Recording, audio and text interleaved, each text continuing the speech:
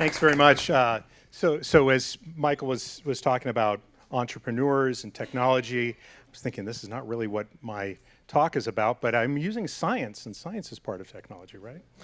And he also was mentioning that failures might be good. So that's sort of how I got onto this, because I was really an early failure with, I think, networking.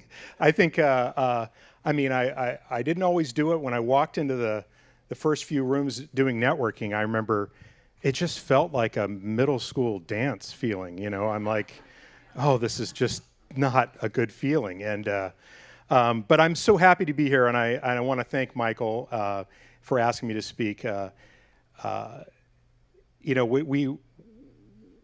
checked the box when I first filled out one of these things to come here a few years ago, and I must have said I'd be willing to speak. And I was thinking I would talk about Focus Out, that group that we started, but when the request came in for talking today, we had just found this article. Torsten Hoynes, one of our executive founders of the group with me, was passing this around among us, and we said, wow, this is just so great. It's really on brand for the way we're thinking about connecting. And so, you know, really, this is going to be mostly me talking about this article. I'm not the author of this article. This is the author here, Marcel Schwentes, and you could find this article. I'll be happy to send it to you if you're interested. But I don't know. I think I did start off possibly kind of overly sensitive and overly social aware. You know, and I thought, I need to start having a really interesting life so that I could talk about that if you ask me. So I've collected all these things that might be interesting, but I'm going to talk about that in here too. That's not really the best strategy as well. Before this happened, let me just say that how we all got started is in 2011, I left a 19-year career at a national print manufacturer. I was in sales, trying to get new customers for that company. And that job was not really something I networked to do. I had a job where I was meeting with marketing people and purchasing people, and they were supposed to meet with me. So it was just asking for an appointment. I went to this company. It's called InnerWorkings. This is actually where I work now. And they're disrupting my old industry. And they're disrupting it. They're a very high-tech company. This is a company that actually uses a data-driven technology, proprietary software to manage the marketing spend and manage sourcing and vendor management for a company so that they possibly don't need to have 800 vendors and 63 people managing them. So my contacts were going to be kind of threatened by the new place I'm working that is disrupting this thing. By the way, this company was founded by a group that founded this company as their first group, and it's a B2B company.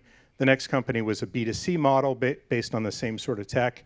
That company is called Groupon. That's a more well-known brand, so B2C might have been a better model, but anyway. And if they knew that I was here today talking to all of you, and I'm not really talking about InnerWorkings, I'd be called into the principal's office. But so happy to talk. If you got a marketing budget and you'd like to save 10 to 20% on that, I'd be happy to talk to you about that as well. So I'd gone to this job, and I realized I needed to start networking. And one night I was getting ready to go to this event in Beverly Hills.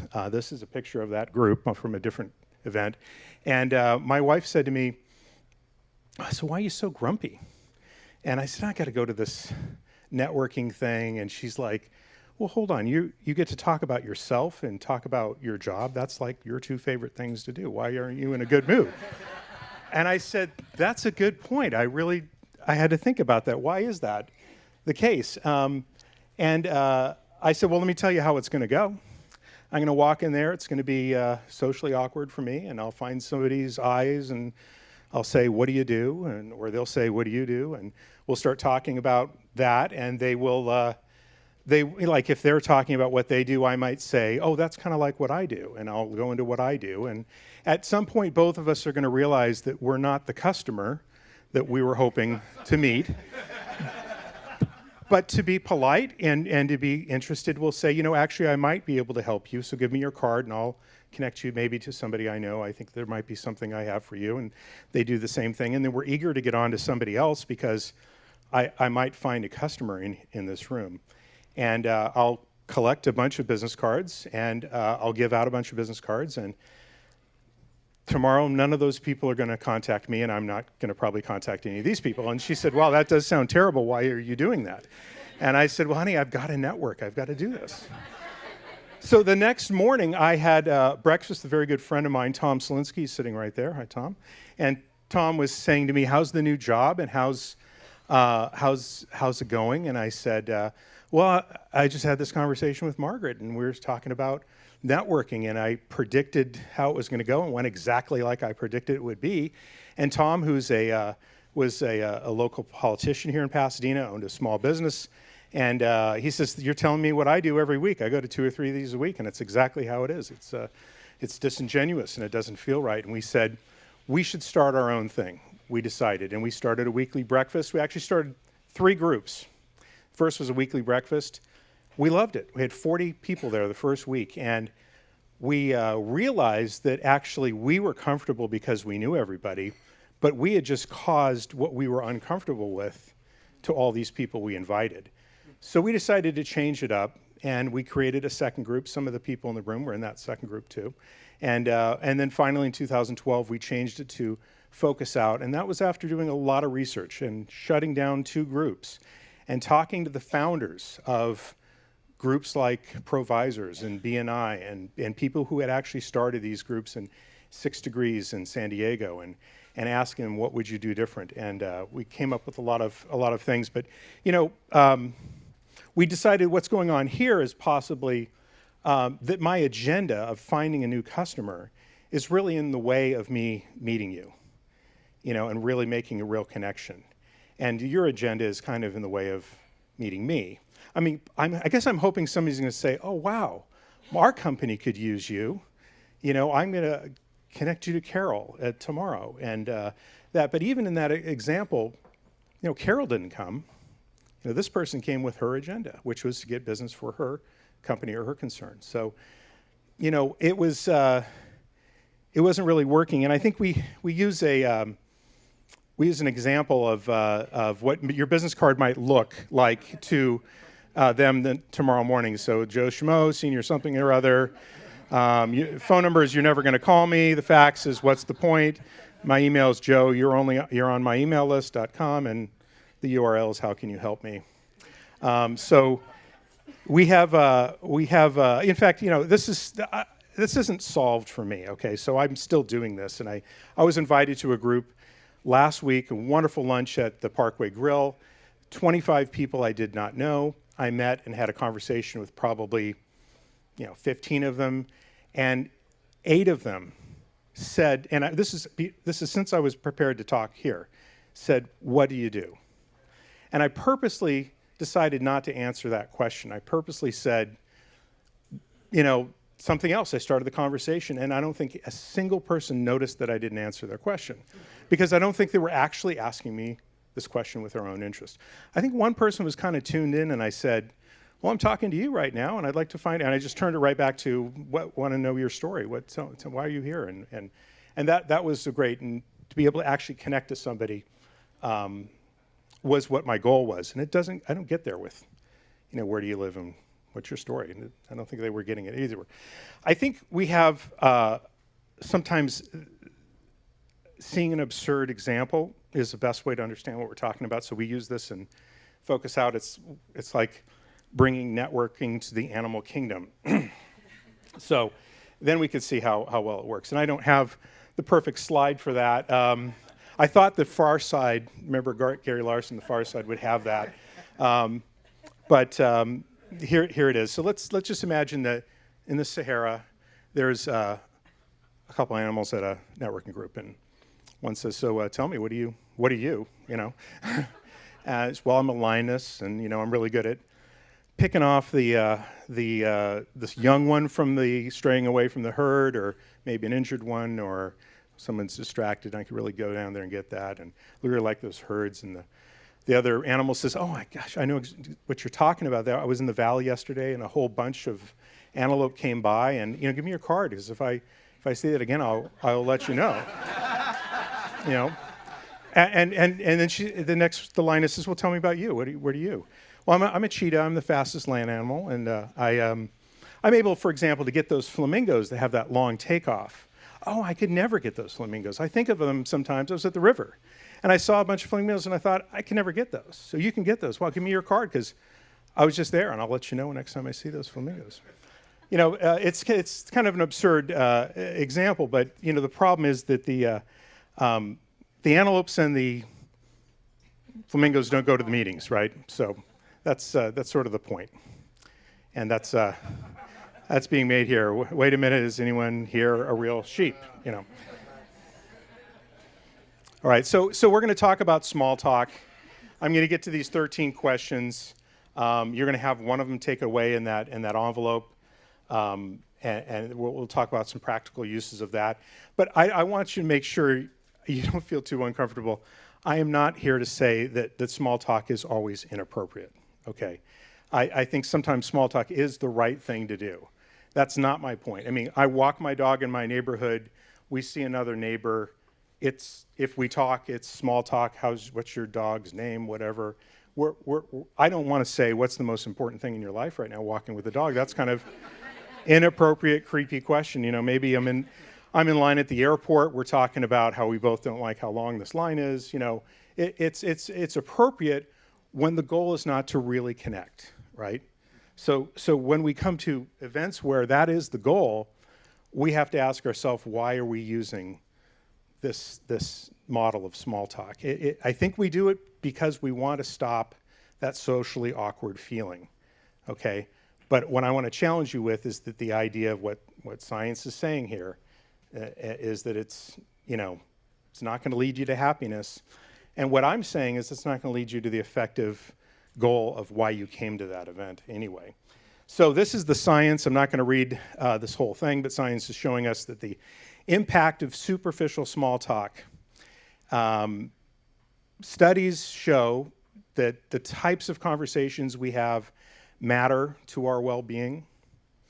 A happy life is a social and conversationally deep life rather than isolated and superficial. So this is a good article. I'll give you my contact information. You could dive in deep to this research if you want. It was done by the University of Arizona and George Washington University of St. Louis. And basically they used an electronic activated recorder on people and measured all their conversations and found the results of that, 18% of what people are doing is small talk. 35% is substantive talk. But if we came to, and then they measured happiness, which is also not easy to measure because it usually comes from a self-survey, which, is difficult. But it's all there and it's very interesting. But one of the things that came out of that is the recommendation that I have for you today, which is being conversationally competent. Okay, so I would like you to know these 3 principles of this idea. Know when you're boring, okay? I have been boring, and I did not know when I'm boring. I still don't know when I'm boring, but here's the way you get out of that, is you be brief, okay? Sometimes we're going on and on. What's that? Oh, sometimes we're going on and on because it's not sounding like we think it should, and we're trying to get there, and it's just, this road just keeps going, and it doesn't help us to get there. And be positive, When we're uncomfortable, we might be wanting to complain, and we might want to bond with, my life sucks because of this, and your life sucks because of that. But this is not how we stay interesting. So stay on the positive. There's a lot to that. The second thing is be curious. Okay, studies show that curious people connect better, cope better with rejection, and enjoy socializing better. This was the thing I had to learn after collecting an interesting life, that it is better to be interested than to be interesting. This is actually the secret to relationships, folks. That's really key. Be interested, be curious, be a curious person. Actively asking people about that. If you guys know Torsten, he is excellent at that. He's the master. So tell a good story or two. The idea here is that you have a few well-rehearsed go-to stories. You know that animals in the socializing in the networking world of the animal kingdom. That's one I have that I could pull out of my hat. Stories about other people rather than things, because human behavior is fascinating to all of us. Okay, couple warnings here. Don't give. Take a picture of your last slide. Oh, okay, sure. Go ahead.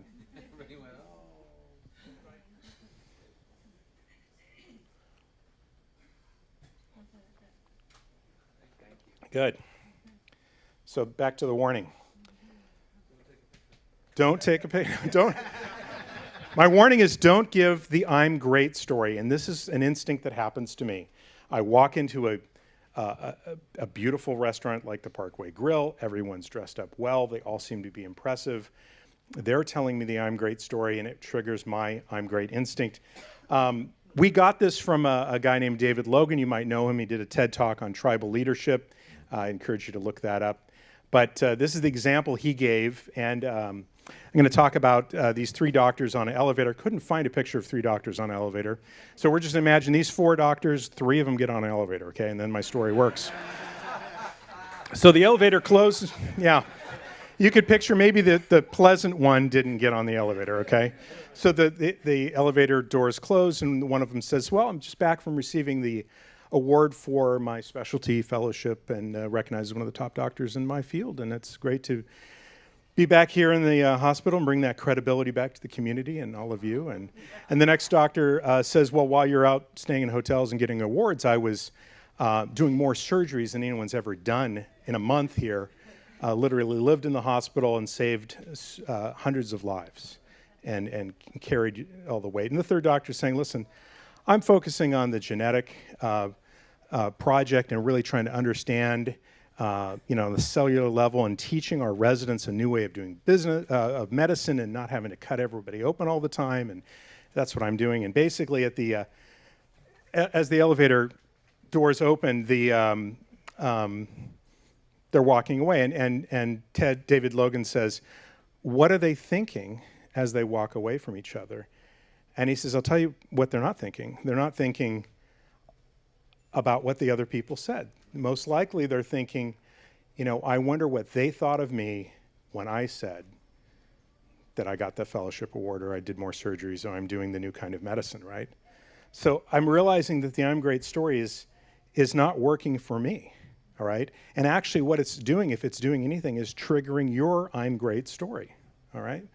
So what we've done in Focus Out, our group, is we've set up our format to actually stop this instinct from happening. We've set up our format with an icebreaker that takes the mask off, and that's what we do right away. We have another warning for you, and that is watch out for the takers. Okay, think narcissist, right? So if everything I say, yeah, you hear? Yes. Proud narcissist, that means you're not, right? We recommend you find this book called Give and Take by Adam Grant. This is what Adam Grant looks like right there. And he talks about basically three personalities: givers, matchers, and takers.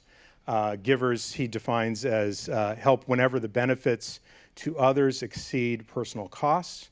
Matcher is what probably most of us are, which is we aim for an equal balance of giving and getting help, and a taker is help whenever benefits to them exceed their personal costs. So if you're at a social event and they're turning everything you say to something they could relate to and a better story about them, be forewarned, this might not be the person to spend time with. That's my second warning for you. So let's talk about these great 13 questions to start conversations. And basically I have them, you each randomly, because of the InnerWorkings job I have and having lots of print vendors, I was able to ask one of them to print all 13 questions randomly onto, you don't need to open them now, they're a takeaway for you, and you're going to have one of them in there. I want you to not open it now. This is something you get to take away. You may not even want to open it until you need it, okay? So this is just an idea of what can I do instead of the where do you live and what's your story. Perhaps you could even say, hey, I went to this thing, this guy gave me this thing, I'm going to open it right now, we're both going to answer this question. But, you could also just maybe know your answer ahead of time. That would be good. So what's your story? That's the first one. I think by the way, that's a really good one. What's your story?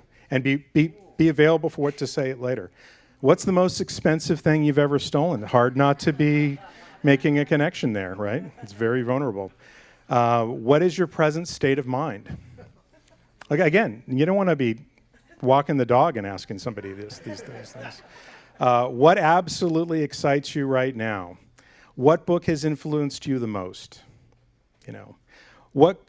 If you could do anything you wanted tonight, anywhere, for any amount of money, what would you do and why? If you had the opportunity to meet one person you haven't met, who would it be and why, and what would you talk about? So I didn't spell met right. Sorry about that. Number 8 is, what's the most important thing I should know about you? I love that too. I think people will be happy to answer that question, and you're going to make a connection, a real connection. What do you value more, intelligence or common sense? That's going to be a good conversation. What movie is your favorite guilty pleasure and why? We're going to get to know you there. You're stuck on a deserted island. You could only take 3 things. What would they be? Right? When and where were you the happiest in your life? What do you think is the driving force in your life? Okay. So these, as I said, you may want to know this. There'll be a link to this article. You could find this. You may want to know what your answer is before you start asking somebody else's, because it's going to come right back to you. But this is a way to practice curiosity and notice the results. So let's talk about how you can do this, all right? There's a few things that is recommended in Michael's article here. One is a dinner party group that is casual, but it's organized around questions like those. And the rule is no small talk is allowed. You just go to this website. You could contact them. They'll give you everything on how to do this, right? Another way to do this is something that a guy named Jeffrey Walker, who's the former curator of Monticello, describes the format started by Thomas Jefferson. And he will moderate it, and or another person can. And it's how to plan a Jeffersonian dinner, okay? A Jeffersonian dinner, I could talk to you more about that if you want to know. It's actually one of the models that Focus Out uses for our lunch meetings. Okay, so that's another thing you could do, is you could talk to us in Focus Out. That's our website. It's focusout.co, not .com. It's not a mistake. We are not actually looking to be open to the public. We're a private organization where our members kind of vet and invite guests that are like-minded. But we call ourselves an introductions group rather than pursuing leads and referrals and things like that. We have a little story there in the corner about a guy named Ivan Vaughn. Does anyone know who Ivan Vaughn is without reading that? Well, Ivan is the guy that introduced John Lennon to Paul McCartney.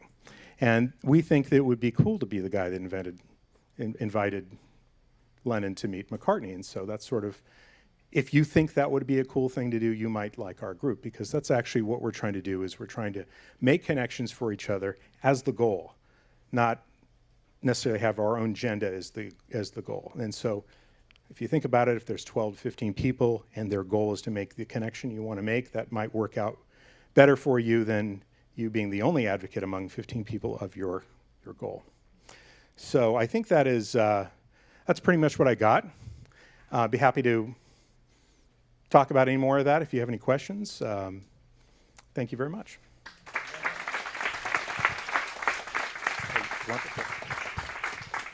Tom, love the energy, and you are actually a really funny guy. We genuinely appreciate that. There's some authentic laughter here, which is unlike my stand-up comedy last night. I was funnily not funny. Yeah, no, seriously.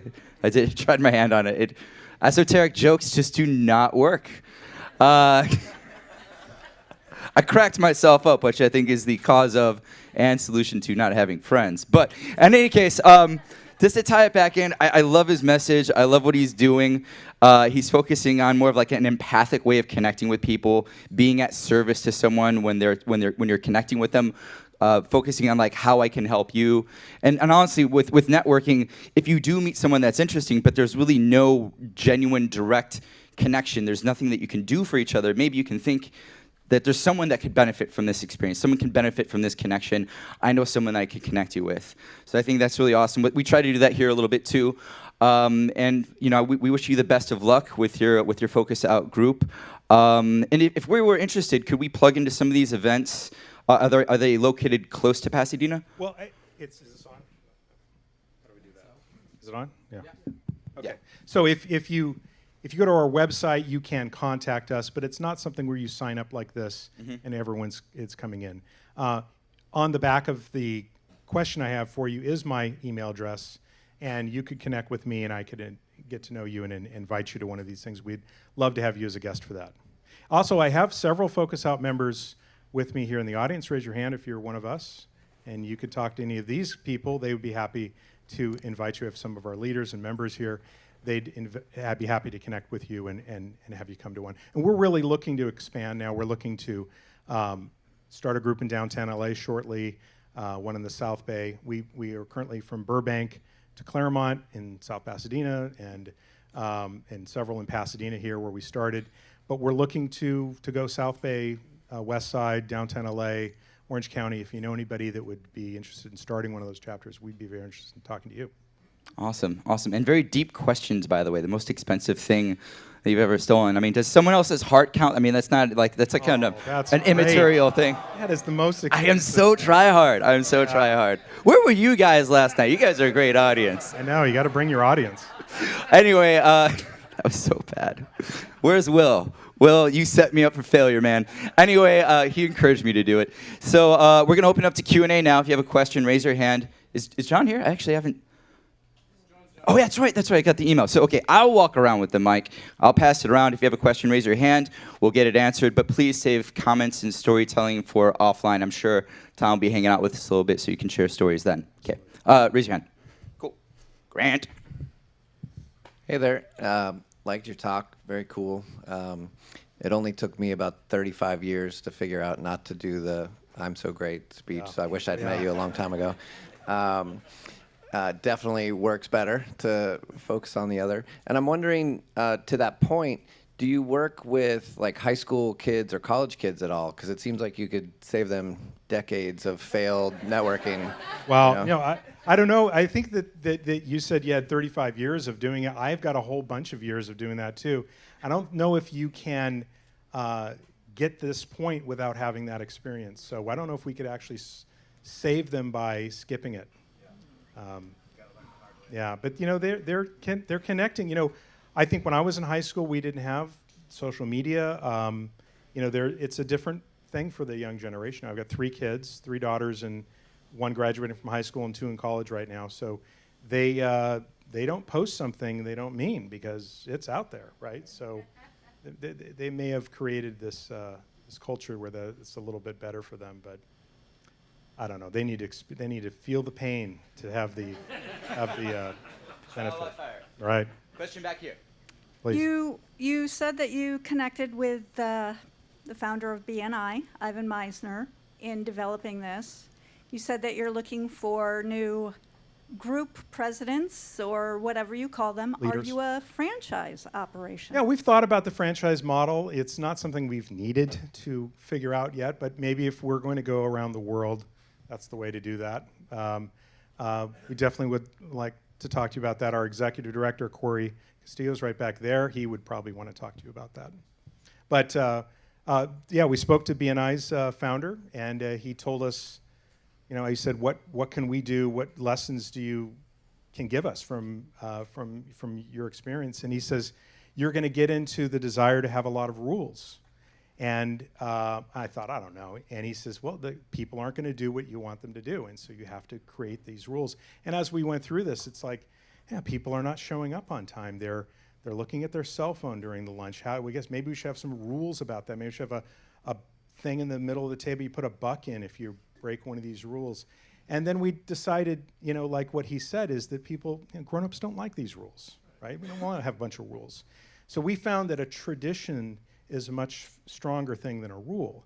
And if you have a tradition that you've established, it's self-enforced among everyone and yourself. So for example, I'll just reveal something we've never talked about before, but when we have a lunch meeting and you have 12, 15 people there, the lunches don't all come at once. They come however many that server or two servers can carry. And at some of these groups, you could just start going into the fries right away if you are the first person to get it there. But in our group, and I don't know how this started, people don't start eating until the last plate is down. That seems to be a tradition. We've never spoken about it. It's happening. But I think what we're trying to do is set up those sort of things, like it feels wrong to be late. It would be really weird to answer my phone in here. It would be weird to leave the group, or to, so if you could do traditions versus rules, that's what we got from him. And lots of other things from the other founders too. Thanks. Next question over here. Right here. Yeah, hi. So these questions are great, but they seem to be, they would elicit in-depth conversation, absolutely. And so it seems like, does it only work at a focus out group? Because No, I can't in fact, no. really, I'm just trying to understand, like, if it's a usual sort of networking thing where you do a lot of sort of what I call drive-by conversations, Right. instead you get, I'm just trying to understand. Yeah, I think you're right. I mean, I know what you're saying. Like, when I was at that one last week, I was, white knuckling, not answering the "what do you do" question and trying not to ask it, because it is the kind of appropriate feeling in many of those things. But the truth is, and if you read the study, superficial chit chat is going to lead you to being less happy. And if you're doing this all the time, and it's not actually making a genuine connection, which is what you came to that thing to do, you may want to develop some discipline and say, instead of trying to meet 30 people here, right, maybe if I meet one and I come every week, then maybe I've met 50 people with a real genuine connection. I'm going to be better off than trying to be, but you got to be polite and you can't be creepy. You can't. So it's if the environment is like that, they might not have a choice. But there's different things like that. No small talk dinner. You could host one of those. Get people there. The Jeffersonian dinner, and then come to our thing. So. Next question over here. Yes. Hi, thank you for the conversation. That was really good.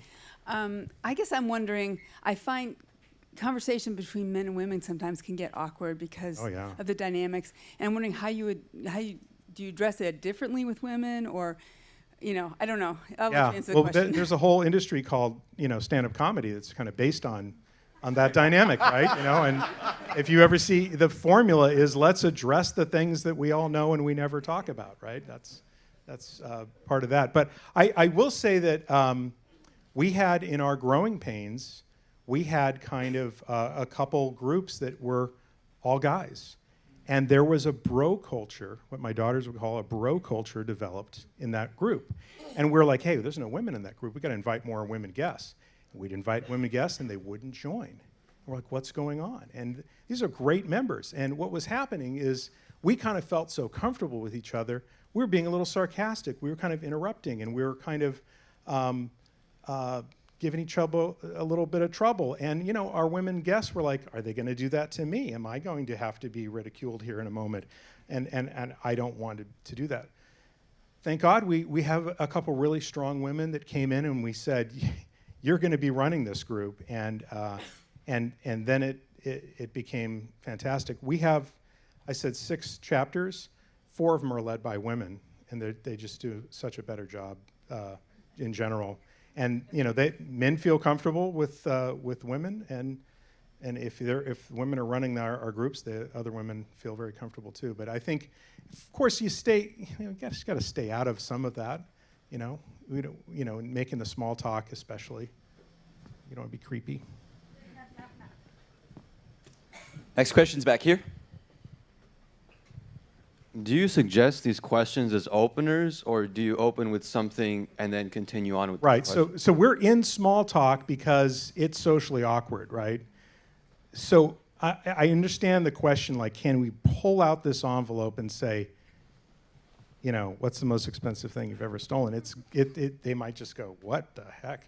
But I think you have to get to some kind of social contract that, hey, you know, what we're doing here is the small talk thing. I kind of hate this. I just went to a thing where they were talking about this, and I got this envelope here. You want to give this a try, and maybe we could actually connect. You kind of have to set it up, I think, or you create the environment in which this is appropriate, right? Rather than bring this into that environment. But maybe, I mean, these are okay questions. These are good questions. I think you could each have a better question that works for you, and come prepared before you come to something. Say, what would I actually like to learn about somebody? And what would somebody actually like to learn about me if I'm going to make a real connection? And just be prepared to that. And maybe you got to go through the where do you live and what do you do before you get that? I don't know. But I know if you just do that over and over and over, you're going to feel miserable. Yes? Question back here? You mentioned a couple times don't. Sorry. Okay. I'm sorry. Got a next question up here, but go ahead. I'm sorry. You mentioned a couple times don't be creepy, which I think is great advice. I'm wondering if you have any spectacular fail stories of yourself or anyone else. Yeah. Best question ever. Yeah. Billy, do you want to address that? Yeah. So Billy, when he knew I was talking today, he says, "Are you going to wear pants?" You know, I've worked to get those memories out of my mind, but you know, I think we had one where we have an icebreaker question at every one of our groups, and the question had to do with it was able the person answering was able to reference how old she was basically, or what was going on. It was about the 80s, I think, and she goes, "Well, I think I was in middle school in the 80s or elementary school in the 80s." And I, you know, my instinct is to say something like, "Oh, I, you know, would think that you're even younger than what you're saying," but I did the opposite. I just fumbled that, and she actually felt worse and had to speak to somebody else. What was Tom thinking? Why does he think I look older? I was just, oh God, you know, that's the only one that's coming to mind right now. So you mentioned traditions before. Yeah. To me, they sounded like just points of etiquette. Yeah, common sense. Common right? sense, and just, which seems to me civilization and etiquette just seems to be out the window. Yeah. And these seem to be very common sense etiquette points. So, Yeah. but it's interesting that you call them tradition. Well, I think I'm kind of saying that. I mean, the problem, what makes our groups fantastic are human beings, and they are the very things that can screw all these things up. And and I think that if we can all be the person that eats the fries right away, or we could all be the person that decides to wait. But if you have the environment set up where it feels like, Yeah. you know, some of our best leaders have this presence about, you know, I'm not surprised to see you on time, and I'm surprised you're walking in here late. And you sort of feel like, I don't like walking in late, and I don't. So it's just, there's just this vibe you get and you create. If you want to call that a culture, that might be better than a tradition, but it just feels like after you've done it a while, this is the social expectation in here. Yeah. Oh. My friend. You may have mentioned how you came about the 13 questions. So it came from the article at the beginning here. Let me go back to that so you can see it. Oh, that takes a while. Oh, the scientific, Yeah. Okay. And I just wanted to kind of tie in, There you go. and Thurston, if you could help me with this. I don't know if, Thurston? Do you remember when you invited your friend Stuart Chant to our networking group, and he talked about the kind of the icebreaker conversation, and he gave the illustration of a house and a plane Right. and something else? Do you Yeah, we know stole if? that from Stuart. Okay, Yeah. okay. And we've changed it a So- little bit, but that is basically trying to break up the I'm great story, because we all Well, fall it was, into that. yeah, but the thing is, it's a great bridge to get to here because Right. those are terrific questions. But for example, in an atmosphere like what we're in today, what was the biggest mistake or some of those? Right. Oh. Yeah, those could be all right. We start with an icebreaker. Then we talk about where you live and who you live with, and then we talk about the third thing you talk about is what you do for a living. Right.